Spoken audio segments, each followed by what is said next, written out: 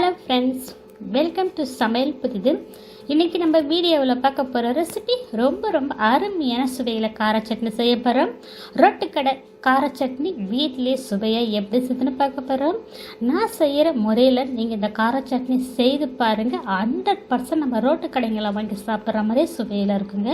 கண்டிப்பாக ஃப்ரெண்ட்ஸ், இந்த வீடியோவை பார்த்துட்டு இதே முறையில் இதே அளவோட இந்த ரோட்டு கடை கார சட்னியை செய்து பாருங்கள். செஞ்சு பார்த்துட்டு எப்படி வந்துச்சுன்னு கருத்துக்களை ஷேர் பண்ணுங்கள். இந்த வீடியோ உங்களுக்கு பிடித்திருந்தால் லைக் பண்ணுங்கள், ஷேர் பண்ணுங்கள், கமெண்ட் பண்ணுங்கள். நம்ம சேனலை இப்போ தான் முதல் முறையாக பார்க்குறீங்கன்னா சப்ஸ்கிரைப் செய்து கொள்ளுங்கள். கூடவே பெல் ஐக்கானை கிளிக் பண்ணி வச்சுக்கோங்க. அதில் ஆல் ஆப்ஷன் வரும், அதையும் கிளிக் பண்ணி வச்சுக்கோங்க. இந்த வீடியோவை ஸ்கிப் பண்ண பாருங்கள். இப்போ சட்னி செய்யறதுக்கு மிக்சி ஜாரில் 2 பெரிய வெங்காயம் சேர்த்துருக்கேன். ஒரு 5 தக்காளி பழம், நல்ல பழுத்த பழமாக நாட்டு தக்காளியாக சேர்த்துருக்கேன். ஒரு 5-6 பூண்டு பற்கள் சேர்த்துருக்கேன். இந்த சட்னிக்கு தேவைக்கேற்ப 1 டீஸ்பூன் அளவுக்கு கல்லுப்பு சேர்த்துருக்கேன். காரத்துக்கு 1 டீஸ்பூன் தனி மிளகாய்த்தூள் சேர்த்துக்கலாம். இப்போ இது தண்ணி எதுவும் சேர்க்கக்கூடாதுங்க. தண்ணி சேர்க்காமல் இது கொஞ்சம் கொரப்பாக அரைச்சிட்டு வரலாங்க. இப்போ இந்த மாதிரி பக்குவத்தில் அரைச்சிட்டு வந்திருக்கேன். இது இருக்கட்டும். இப்போ சட்னி தாளிக்கிறதுக்கு ஸ்டவ் மேலே கடாயில் 2 டீஸ்பூன் அளவுக்கு எண்ணெய், 1/2 டீஸ்பூன் கடுகு உளுத்தம் பருப்பு, 1/4 டீஸ்பூன் சின்ன சீரகம், 2 வரமிளகாய் சேர்த்துக்கலாம். வாசனைக்கு கொஞ்சமாக கருவேப்பிலை, 1/4 டீஸ்பூன் அளவுக்கு பெருங்காயத்தூள் சேர்த்துக்கலாம். இது எல்லாம் பொரிஞ்சதும் அடுப்பை சிம்மில் வச்சுட்டு நம்ம அரைச்சி வச்ச வெங்காயம் தக்காளி பேஸ்ட்டை சேர்த்துக்கலாங்க. இப்போ சேர்த்து நல்லா மிக்ஸ் பண்ணிக்கோங்க.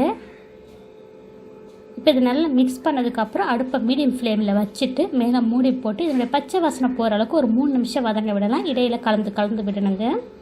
இப்போ ஒரு 3 நிமிஷத்துக்கு அப்புறம் ஓப்பன் பண்ணி மிக்ஸ் பண்ணிக்கலாங்க. மிக்ஸ் பண்ணி இதில் தண்ணி சேர்த்துக்கலாம்.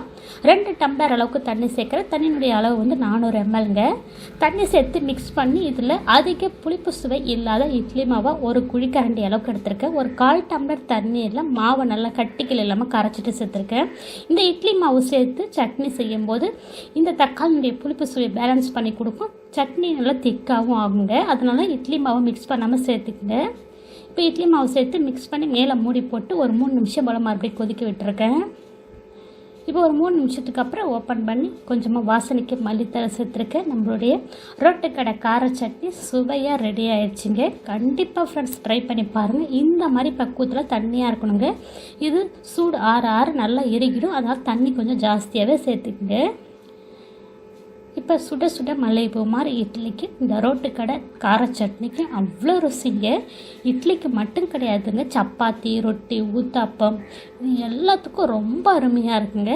கண்டிப்பாக ஃப்ரெண்ட்ஸ் இந்த முறையில் நீங்கள் ரோட்டுக்கடை கார சட்னி ஒரு முறை செய்து பாருங்கள். செஞ்சு பார்த்துட்டு எப்படி வந்துச்சு கருத்துக்களை ஷேர் பண்ணுங்கள். இந்த வீடியோ உங்களுக்கு பிடித்திருந்தா லைக் பண்ணுங்கள், ஷேர் பண்ணுங்கள், சப்ஸ்கிரைப் பண்ணுங்கள், கமெண்ட் பண்ணுங்கள். இந்த வீடியோவை முழுமையாக ஸ்கிப் பண்ணாமல் பார்த்ததுக்கு நன்றி. வணக்கம்.